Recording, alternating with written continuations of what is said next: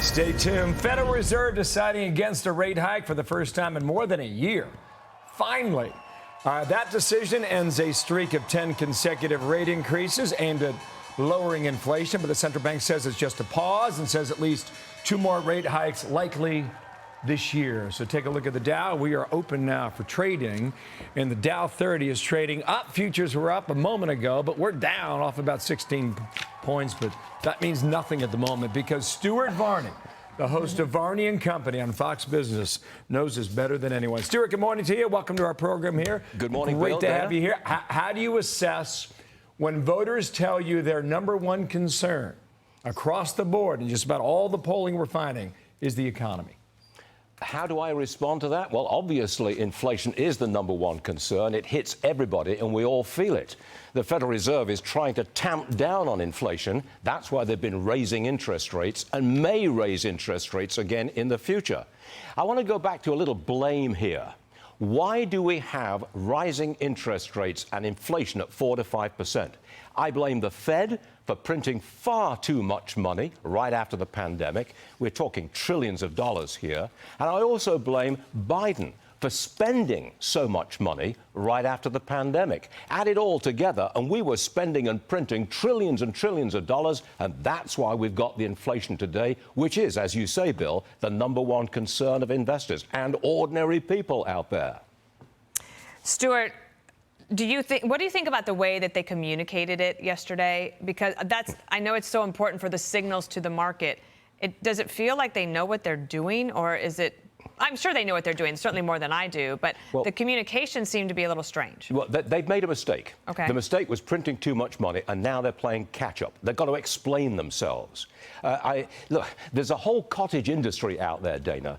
They're called Fed watchers. There must be 10,000 people in this country employed solely to look at what the Federal Reserve is doing. And you're right. They don't always have a clear picture of exactly what's coming down the pike. It's the same old story. It's been like this for years and years and years. The Fed watchers gin it all up, waiting for the big day. We get the result, the market reacts, and we go on as normal. That's the way things are, and they're not going to change. I want to take you to the White House from yesterday. It's a big topic. If Joe Biden wants to get reelected, the economy's got to be sound. Listen to this exchange, Stuart. It runs about 30 seconds. Watch. Does the White House have a reaction to the Federal Reserve's decision to pause interest rate hikes? As you know, as you know, we do not comment on the Fed's actions. I'm going to try again one more time on the Fed.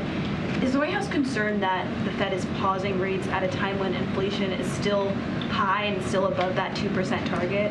I'm just not going to comment on the monetary decisions that the Fed makes. They are independent. And then I don't have a question about the Fed, but I know it's not. Happy to take one, though.